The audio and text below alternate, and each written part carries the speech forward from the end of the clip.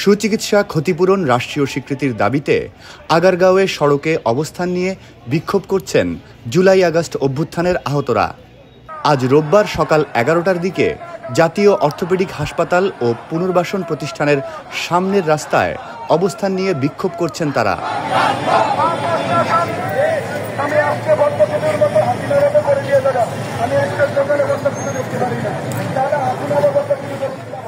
গতকাল রাত থেকেই তারা সড়কে নেমে এসে বিক্ষোভ করছেন।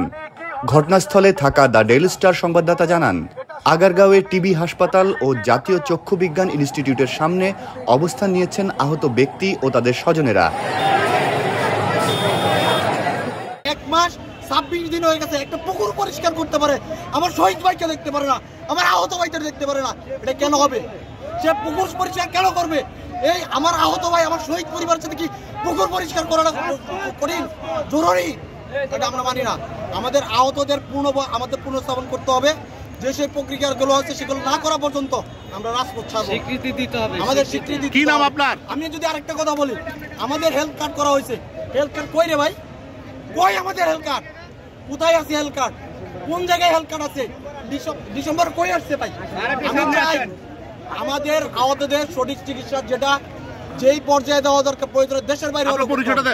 আমি একজন আন্দোলনে আহত, আমার চোখে গুলি লাগছে, চোখে অপটিক নার্ভের কাছাকাছি, যেটা আমি প্রতিনিয়ত ব্যথা পাচ্ছি।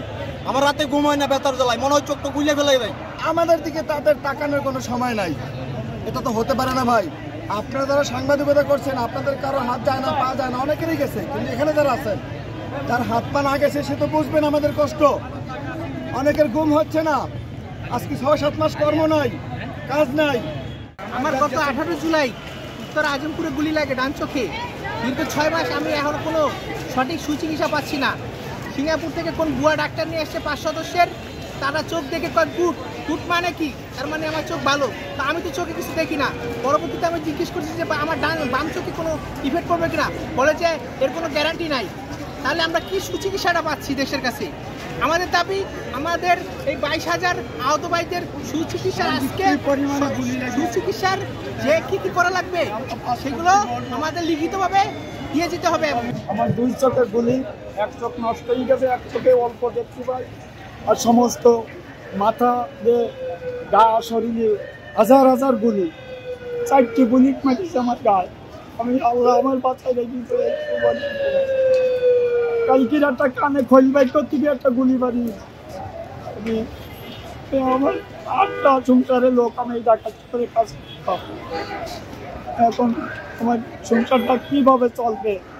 আমার সুচিকিৎসাও নেই। দুই পাশে রাস্তা বন্ধ থাকায় যান চলাচল বন্ধ আছে, এতে তীব্র যানজট দেখা দিয়েছে।